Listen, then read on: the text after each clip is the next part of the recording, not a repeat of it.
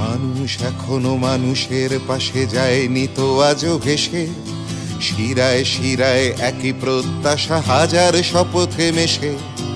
মানুষ এখনো মানুষের পাশে যায়নি তো আজও ভেসে, শিরায় শিরায় একই প্রত্যাশা হাজার শপথে মেশে।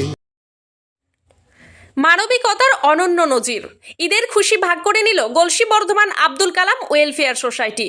মানবিকতার উজ্জ্বল দৃষ্টান্ত স্থাপন করে পবিত্র ঈদের খুশি ভাগ করে নিল স্বেচ্ছাসেবী সংগঠন গলসি বর্ধমান আব্দুল কালাম ওয়েলফেয়ার সোসাইটি।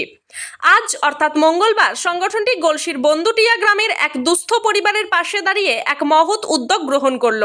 জানা গেছে পরিবারের কর্তা আসাদুল শেখ, বয়স আনুমানিক 34 বছর, একেবারেই চলাফেরা করতে অক্ষম, কোনো কাজও করতে পারেন না তিনি। তার 11 বছর বয়সী মেয়ে কুলসিদা খাতুন ষষ্ঠ শ্রেণীর ছাত্রী, হাঁটা চলার ক্ষেত্রে মারাত্মক অসুবিধার সম্মুখীন হয়েও প্রতিদিন স্কুলে যায় সে। একইভাবে আসাদুল শেখের মাও শারীরিকভাবে বিশেষভাবে সক্ষম। গ্রামের মানুষদের সাহায্যে কোনো রকমে দিনাতিপাত করেন তারা। চলাচলের অসুবিধার কথা বিবেচনা করে আসাদুল শেখ একটি ট্রাইসাইকেলের জন্য সোসাইটির কাছে আবেদন জানান। মানব সেবার ব্রত নিয়ে এগিয়ে আসে গলসি বর্ধমান আব্দুল কালাম ওয়েলফেয়ার সোসাইটি। সোসাইটির সদস্যরা নিজ নিজ সাধ্যমতো অর্থ সংগ্রহ করে একটি ট্রাইসাইকেল ক্রয় করে ঈদের উপহার হিসেবে সেটি আসাদুল শেখের হাতে তুলে দেন। সোসাইটির সদস্য সাইফুদ্দিন মল্লিক বলেন, এর আগেও আমরা শ্রীধরপুরের বিশেষভাবে সক্ষম কেয়া নায়েকের জন্য একটি হুইল চেয়ার উপহার দিয়েছিলাম।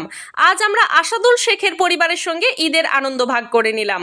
আমরা সবসময় সমাজের অবহেলিত মানুষের পাশে থাকার চেষ্টা করি। অন্য এক সদস্য জাহাঙ্গীর মল্লিক বলেন, সমাজের অসহায় ও বিশেষভাবে সক্ষম মানুষদের পাশে দাঁড়ানো আমাদের নৈতিক কর্তব্য।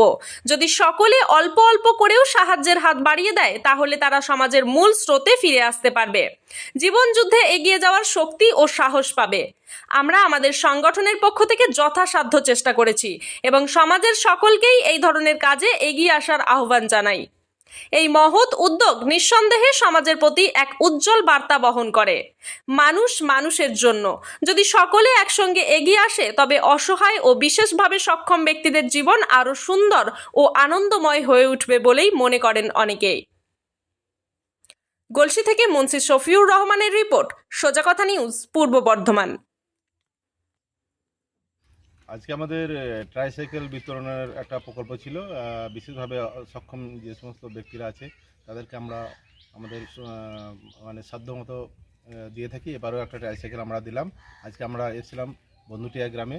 আসাদুল শেখ বলে এক ভদ্রলোক, যিনি বিশেষভাবে সক্ষম ব্যক্তি, ওনাকে আমরা আজকে একটা ট্রাইসাইকেল দিলাম। গলসি বর্ধমান আব্দুল কালাম ওয়েলফেয়ার সোসাইটির সদস্য আমরা এসেছিলাম আজকে এই বন্ধুটিয়া গ্রামে ট্রাইসাইকেল বিতরণ অনুষ্ঠানে। ওনার পরিবারে আসাদুল শেখ উনি তো বিশেষভাবে সক্ষম বটেন, এছাড়াও একটা ক্লাস 6-এ পড়া এক কন্যা, সেও এরকম, এবং ওনার মাও ওই একই অবস্থা।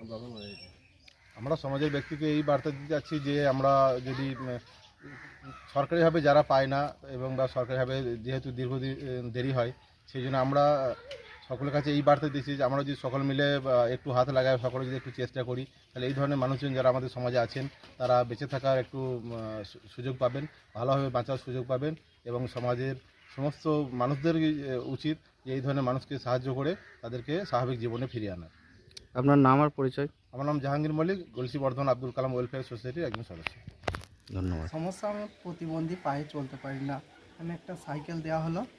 আচ্ছা সাইকেলটা চালিয়ে যেতে পারলে, আমার একটা মেয়ে আছে, আমার মা আছে। আচ্ছা, আমি এরকম অসুবিধা, ডাক্তার দেখাচ্ছি অনাময়ে অনেক দিন ধরে। ওরা বলছে যে একটু বাইরে দেখাতে পারলে আর একটু সুবিধা হতো, কিন্তু টাকা পয়সার জন্য আমি তো পূরণ করতে পারছি না।